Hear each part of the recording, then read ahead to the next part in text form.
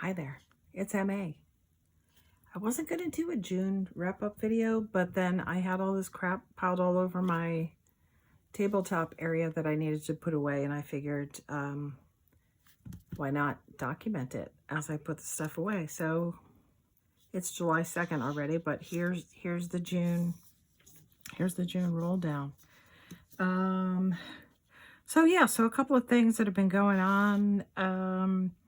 If you're in North America on the East Coast or up in Canada, you know the wildfire problem has been something new for us to deal with here down in the States. As far as this coming down from Canada, we experienced it a tiny bit a few years ago, but we've now had 2 extended episodes where the air quality has just been horrifying, keeping us indoors. And honestly, it's just kind of a downer. I hate to say it, but it's a downer. It's upsetting. It's scary. It's physically uncomfortable, and that's starting to ease up. It's raining here a little, but that's kind of put a literal cloud over the month of June. So I'm certainly hoping that up where the fires are still burning, that the rain comes and puts things out and helps it get under control. My mother had a fall. She's in an assisted living facility. She did have a fall. Luckily, nothing was broken, but then she had to be in the rehab suite for a number of days. So there was extra attention needed there because she's in her normal room is where there's a lot of entertainment and socializing available for her. And the rehab ward is basically sitting in your room by yourself all day, and she's not really able to read or entertain herself so much. So that was really hard for her. And one of my cats has, like, you know, kind of an unsolved mystery of illness. We've gone to visit the doctor house equivalent of veterinary medicine with no diagnosis. So I now have a cat that screams at me 20 hours a day for food and then vomits all over my floor. So I'm a little punchy. And the thing is, I'm going to say this again. Please don't like sympathize with me. I'm not whining. My life is pretty easy. These are things that we're all dealing with, and life is freaking hard. And we didn't even touch upon the political nightmare abyss that's continuing in the US, just erosion and theft of the majority's intention by the few. So we've got that going on, and again, not unique to America. It's a problem throughout the world, as probably, you know, the world gets more challenging with shortages and resources. You know, that's when the right wing tends to thrive. So let's see what we're all going to do to fix that, right? Alrighty. So here's what's been going on. I have not been designating decks to work with for the month. I just have been taking off the shelf whatever I feel like using. I used the Queer Tarot for the month of May, and I guess I'm looking at the decks that I used for June, and I didn't say I want to use queer decks, but you know, here's what I pulled off the shelf at various times in the month. I have been using the Moonlit Hermit. I had good intentions about studying Marseille, but instead what I've really been doing is I've been reading this as a pip deck. Yeah, I gotta turn the light. I think I've shown this before. When I first got it, I did buy it used and relatively inexpensively. It's a collage Marseille deck. It's kind of bonkers.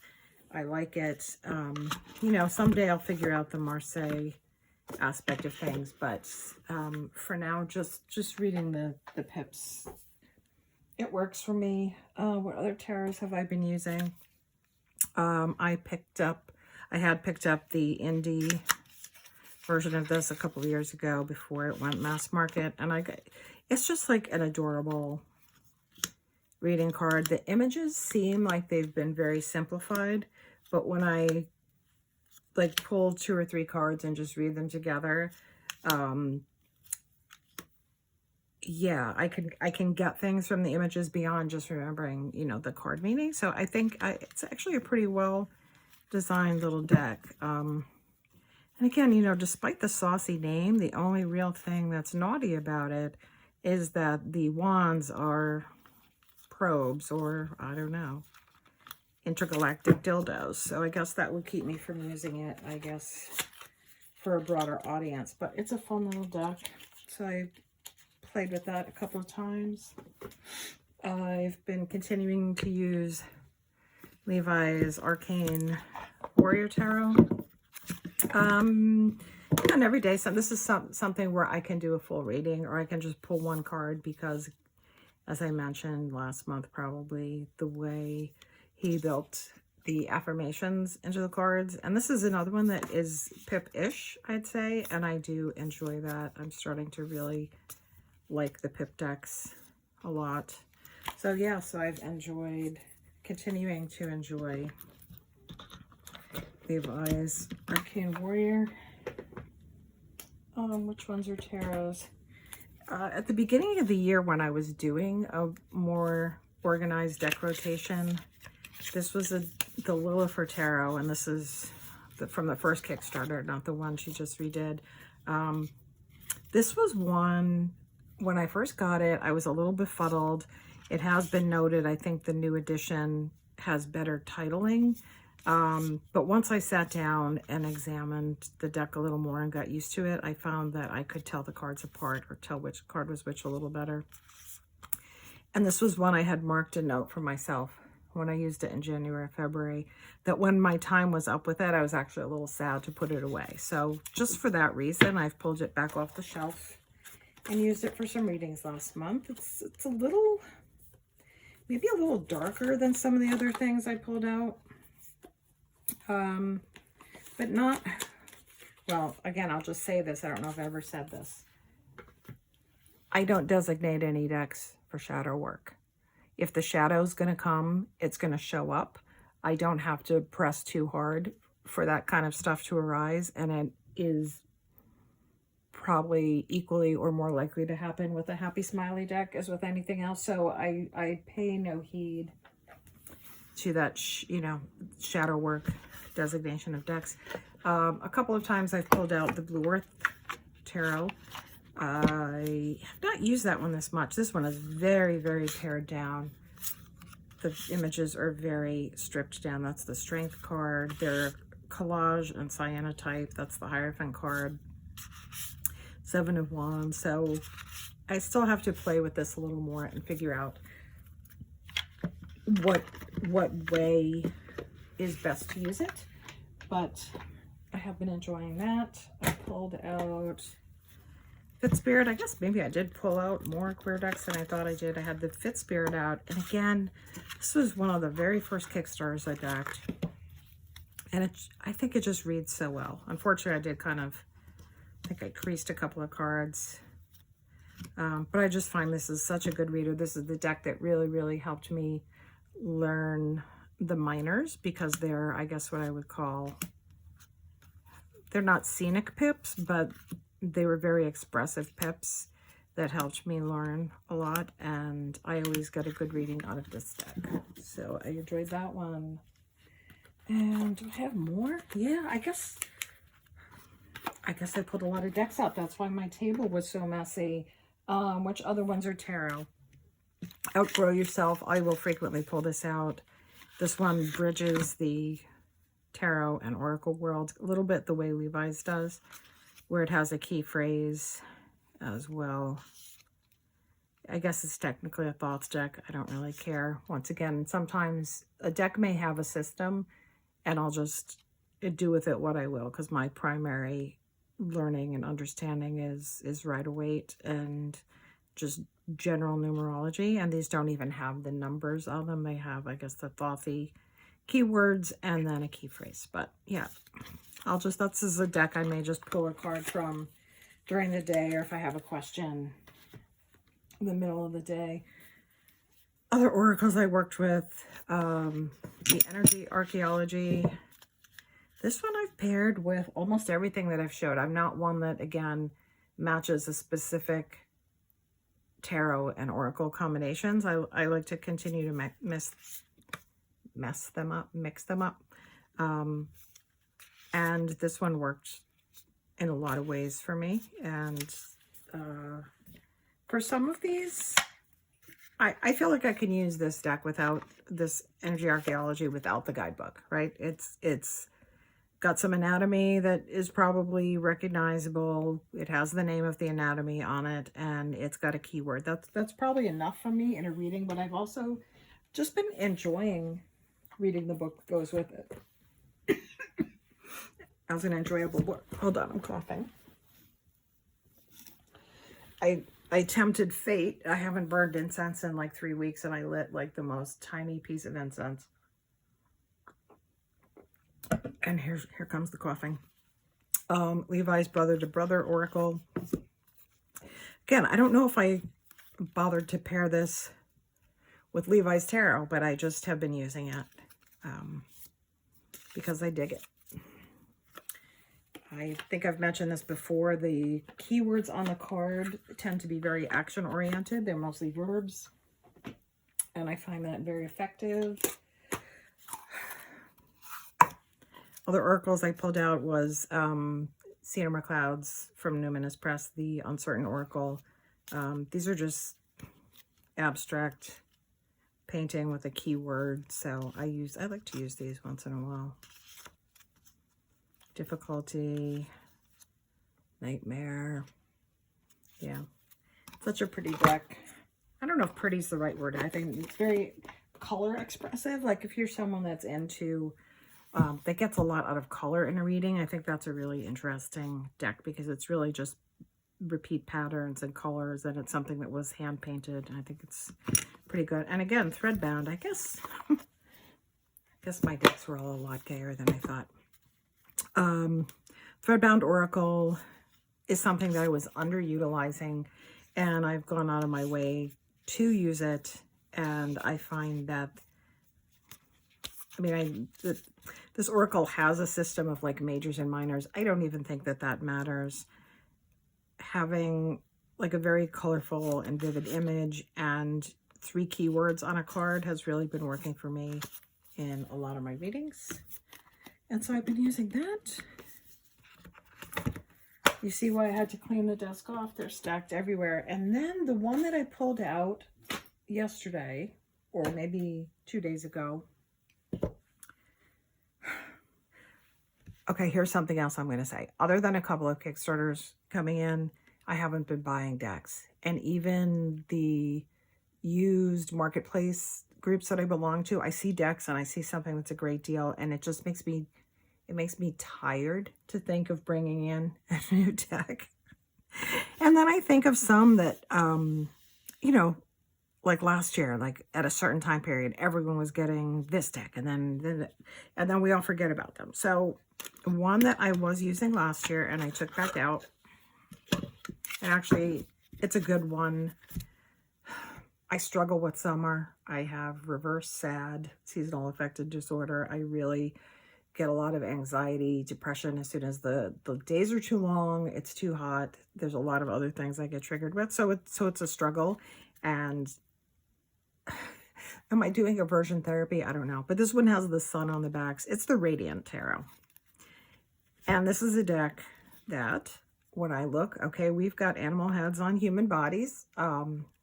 I do not generally like that. This is another Pippi deck. The suits are color-coded. Again, another, and not only is it animal heads on human bodies, but a lot of them are lions, and I am just not into lions. Like, I always crave strength cards that don't even have a lion. And yet, I love this deck. I really do. It's everything that I shouldn't like, and it is just working for me, and I'm really, I may just use this for an extended period. I really enjoy reading with it. I really enjoy the fact that that's Pippi again. And there's something about when these come up in a reading and it's like the beak head on the knight. It's not a silly deck, but I don't know, maybe it just lightens things up for me, and I'm able to accept information that I would otherwise struggle with, but I really, really just enamored of working with this. I think the guidebook is really well written. Tony Barnstone has, I have mentioned it, some really serious writing credentials, and it's a very thoughtful book with you know, expanded meanings that are about more than tarot, and also some creative practice ideas, like creative prompts to work with. And I'm finding that this is a combination of gentleness and maybe openness because of the pips, and it's just working for me right now. And I just gonna keep, I'm gonna put most of the other decks away and just leave this one on the table and see what happens, and see what happens if I spend the month with basically one deck most of the time. And I always have one in my bag. For a while, I was carrying around the Herb Crafters outdoors for a while. I probably have Next World Mini in my purse right now, so I get a free pass on those. And that's what's been going on in deck world. I'm going to take another sip of my beverage, and then I'll show you my beverage. So one of the things I've been enjoying is Giselle over at Madwitch has been doing some kitchen magic videos. I guess this, you're going to see the up version. It's hard to see. So it's kind of inspired me. I've been kind of crafting some herbal teas for the summer that I make a big jar of and keep in my fridge. And so this week I've been drinking hibiscus, which I just had some hibiscus tea bags, and I added some lavender and meadowsweet and a couple of cloves to it, and it's just been really nice. And putting the, you know, the plant intentions into the drink has just, it's just been another nice element in my day to calm me down and keep things on the right path. So I've been enjoying those videos. If in case anyone missed it, I don't know who would be watching me that's not subscribed to Benebell Wen, but Benebell did a really cool video maybe last week about a DIY powder mixture that you can use on sticky cards. She demonstrated it on the new printing of her Spirit Keepers deck. I haven't tried it yet. I want to try it on my Brady Tarot. I'm just a tiny bit worried because that card, the printing is so black. I hope it's not going to leave white stuff on it, but I thought that was a really cool video. What else have I been doing? Our town where I live reclaimed a bit of abandoned wetland that was a dump for a long time, and then got cleaned up and remediated. And there's a large patch over there. It's open as a walking area now, and there's a large sections where they are letting things, or at least letting things for now, go wild. So I have been just going on a little walk over there. It's really adjacent to a parking area, and trying to ID as many wild plants as I can. And of course I'm filming, so I can't read them to you, but today I found, let's see, there was Rudbeckia or Black-Eyed Susans. There was different kinds of sweet clover, which I hadn't really known about before, that are actually tall as opposed to the ground clover. There was different kinds of vetch. There was toadflax. I found a little bit of chamomile, some cornflower or chicory, all kinds of stuff. So it's been really fun. That's one of my little projects I've been doing, is plant identification. And again, it's been challenging because being outdoors has been unadvisable. The air quality today is moderate, and that's a good day. As far as the last week goes, it's been ranging from unhealthy for sensitive individuals to unhealthy. We didn't hit hazardous. The last time around we had hit hazardous, especially in New York City. So that has been no fun for anyone. And as a result, I did read a bunch of books, which I put somewhere. This is a rambler, folks. I should have warned you. Oh, so in connection with the tea brewing, here's some books that I have sitting out on the counter for various reasons. So while we were in COVID lockdown, you know, I was living kind of by myself. Once in a while, I'd get the email from Llewellyn, oh, 40% off coupon, and I would just buy a bunch of random books. And, you know, I read things, but I wasn't putting them in action. So some of their more formulary oriented books I've started to go back through. This book is actually kind of fun. Supermarket Magic. It's really about just making stuff from the more ordinary ingredients that you might just find at the grocery store. You know, Scott Cunningham's Incense, Oils, and Brews, I've been just kind of reviewing for, I guess, kind of inspiration. I think I'm getting to the point where I'm building a lot of my own correspondences, and so I'll look at this like more as a how-to or proportions and stuff, and just to get inspiration and get ideas of things to make. And this one's a little bit of a challenge. This is Blackthorn's Botanical Magic. I may ultimately have to move this along just because I do have some essential oils I haven't really been buying anymore. I do have cats, and so I can't diffuse. I try to be very cautious with sprays, even with incense. When it gets to natural botanicals, I know it's kind of counterintuitive, but some things are so toxic to animals. So I'm not really able to put a lot of this stuff in use. So I don't know why I even pulled it out. I just did. I just did it. Okay, books that I read that are probably, possibly of interest to no one. I did finish rereading When God Was a Woman. I wish I had taken better notes for the purposes of this video, but I did not. I had read this in the mid-1980s. At this point, maybe the book was less than 10 years old. It has been revised a little, and this is a way more recent edition, and it's pretty much 40 years later almost since I read it. And I'm glad I did. You know, I know as a young person, I probably would read a book like this and then be in a conversation with someone and say, well, did you know, blah, blah, blah, and just like barf up, you know, facts, quote unquote facts that I had read here. And I did read a couple of months ago, I'm going to get the author's name wrong.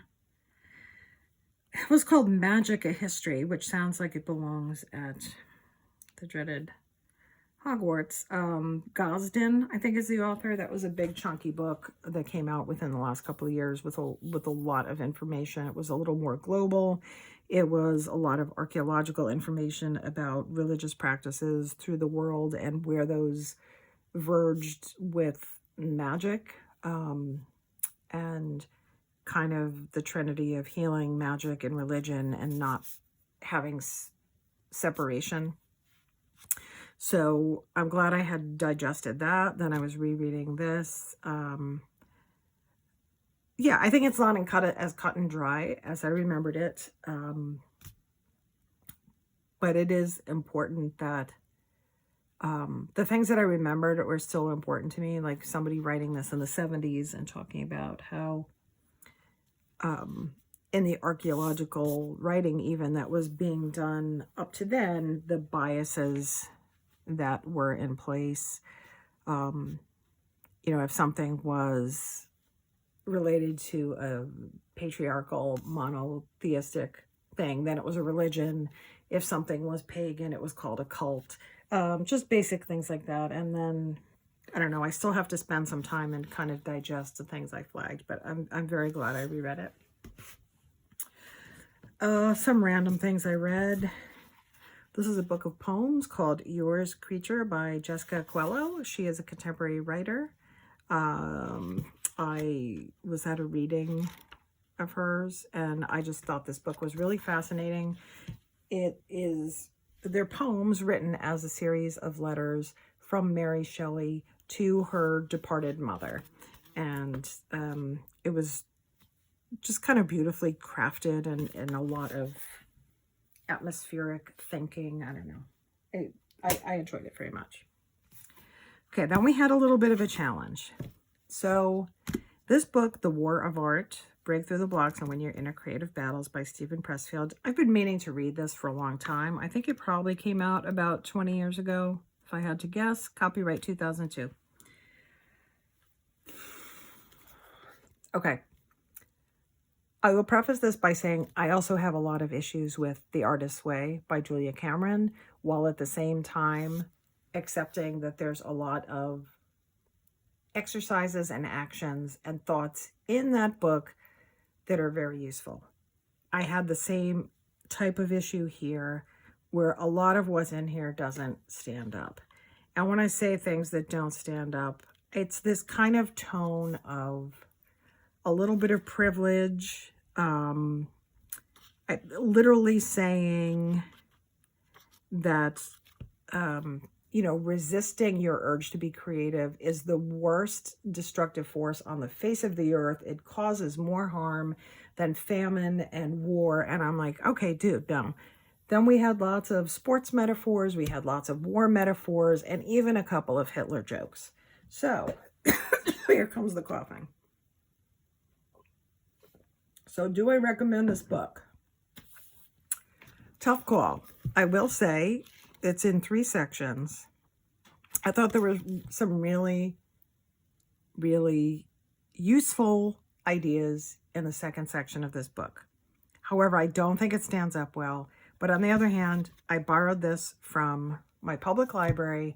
I didn't spend any money, and it took me 1 day to read. So I think it was worth reading. I wouldn't spend $13 on it. Don't buy it, okay? And then I gave it a thought, and a lot of the stuff that I found that was useful is contained in this book, Creative Visualization by Shakti Gawain, which is another one that is super old. This one goes back to 1978. Also maybe a little bit problematic in some ways, doesn't stand up well. I would like to find something. If you have books about creativity and process and that you don't find annoying and that you don't have to find yourself writing in the margins, fucking privilege, stop this fucking privilege bullshit. Sorry for swearing. Then please let me know, because I understand that affirmations are important. As you see, I've been working with decks with affirmations on them. But there's a difference between an affirmation and couching something as an affirmation that you're using for yourself and making sweeping broad statements about, about the entire world, when actually you're not really speaking about the entire world. You're speaking about a very small privileged population of the entire world. That may be too vague. But this is the issue that I'm having here. So I'm hoping that some of the other things I might have in my reading queue, I'm looking for that book that I can have a copy of and reread it over and over so many times that the pages fall out because it moves me so much, and I'm not there yet. Sorry, rant over. Okay, then I read a really good novel by Jacqueline Woodson called Red at the Bone.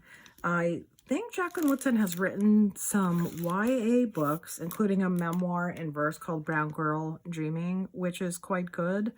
Anyway, this was a very compact, not very long. The chapters, when you flip through it, it looks like it's just not very substantial, but it was told in like 4 or 5 voices. It takes place through all different kinds of history. It was just very, very satisfying storytelling. It was emotionally satisfying. It was like, from a writing perspective, it was beautifully done. So yeah, this was a happy library find for me. Very happy with that.